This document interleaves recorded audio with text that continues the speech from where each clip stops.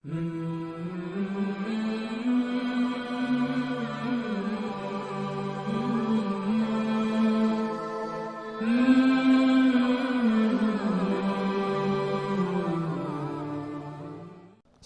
صفر اور ستمبر کا مہینہ تھا، تو 622 عیسوی تھی۔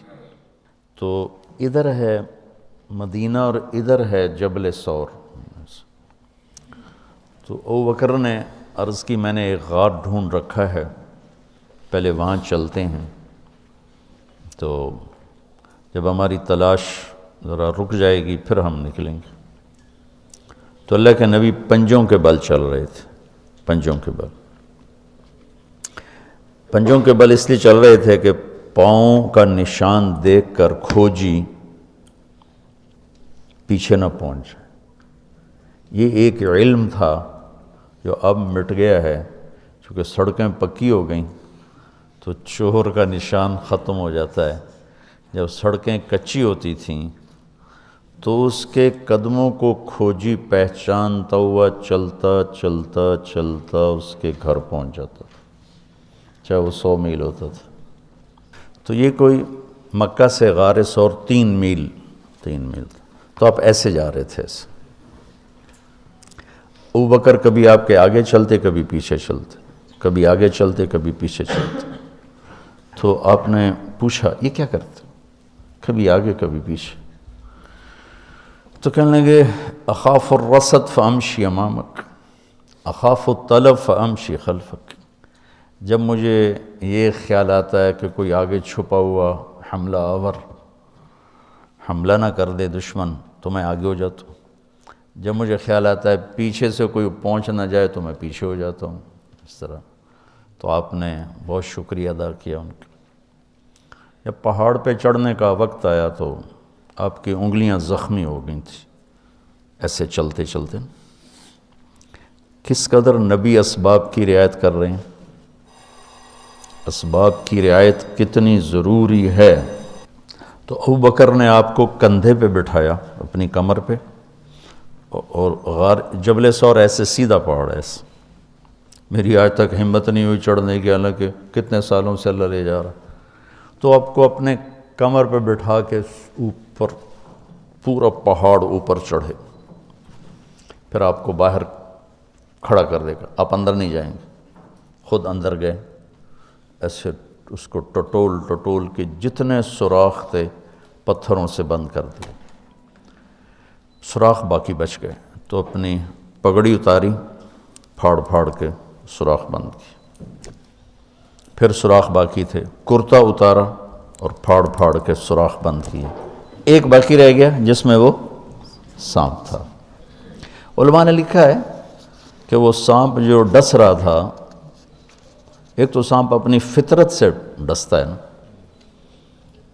علماء نے لکھا ہے وہ اس لیے ڈس رہا تھا کہ وہ راستہ مانگ رہا تھا دیدار نبوت کے لیے۔ یہ کئی علماء نے یہ لکھا ہے کہ وہ اپنی فطرت سے نہیں، احتجاج کر رہا تھا کہ میں نے راہ دے، میں بھی دیدار کرا، میں بھی دیکھنا چاہتا۔ یہ تھا۔ تو کہا یا رسول اللہ آئیے۔ جب آپ اندر تشریف لائے تو اندھیرا تھا، پتہ نہیں چلا۔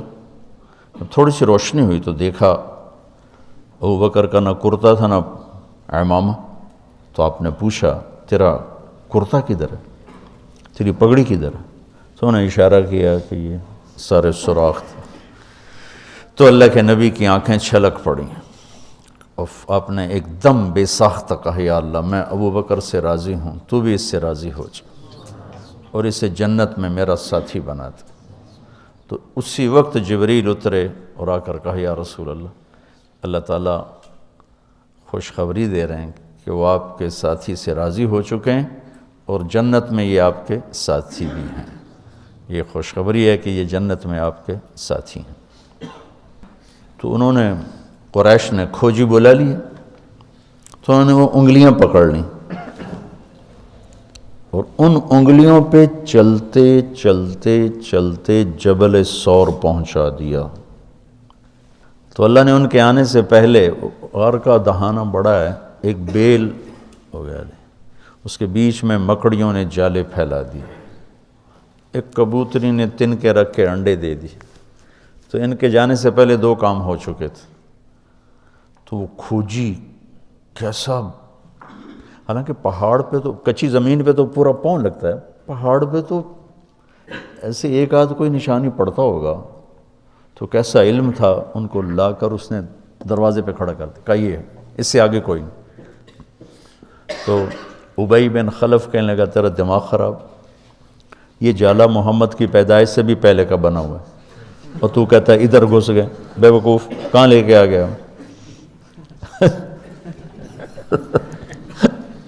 اب ابو بکر ڈر رہے تھے کہ یا رسول اللہ اب کیا ہوگا، تو آپ نے کہا ما ظنک باثنین اللہ ثالثہما، جن کا اللہ ساتھی ہو ان کو کیا پریشانی۔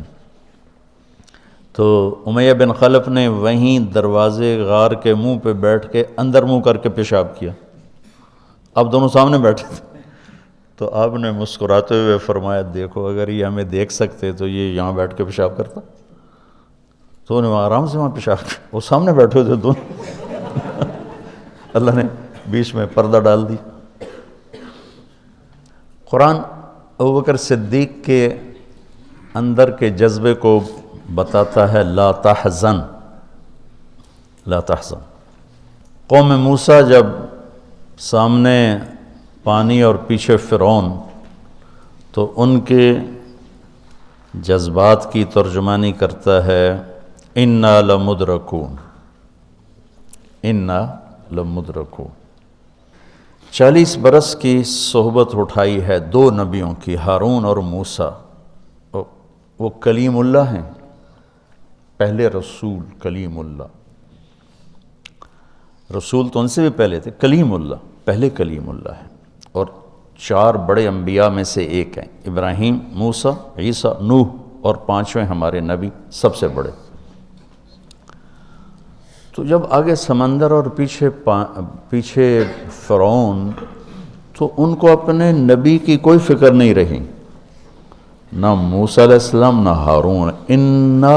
انا میں غور کرو، اور لام پہ غور کرو، ایک انا اور لام، اس کا ترجمہ میں یوں کیا کرتا ہوں کہ کہنے لگے موسیٰ تو نے مروا کے ہی چھوڑا ہمیں،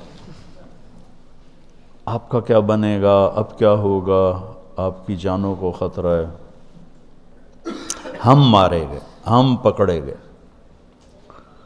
تو آگے موسیٰ علیہ السلام نے اتنی شدت سے کہا کلا، کلا کا ترجمہ میں یوں کیا کرتا ہوں کہ ہو تسی اسے لیک کہ یا تسی پانی ڈوب جاؤ یا تو فرعون لتر مارے، لیکن ان معی ربی، میرا رب میرے ساتھ ہے، مجھے بچائے گا تو میری تو فعل تم بھی بچو گے۔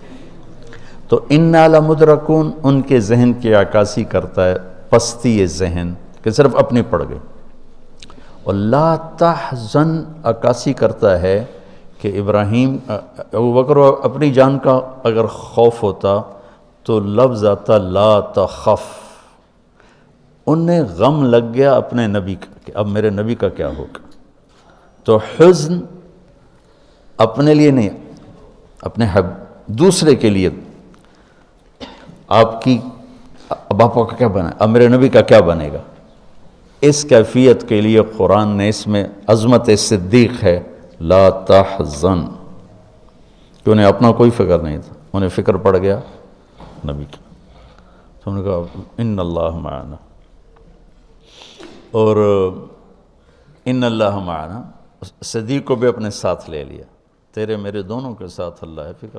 موسیٰ علیہ السلام نے صرف اپنے آپ کو لیا ان کے اس جملے کی وجہ سے، ان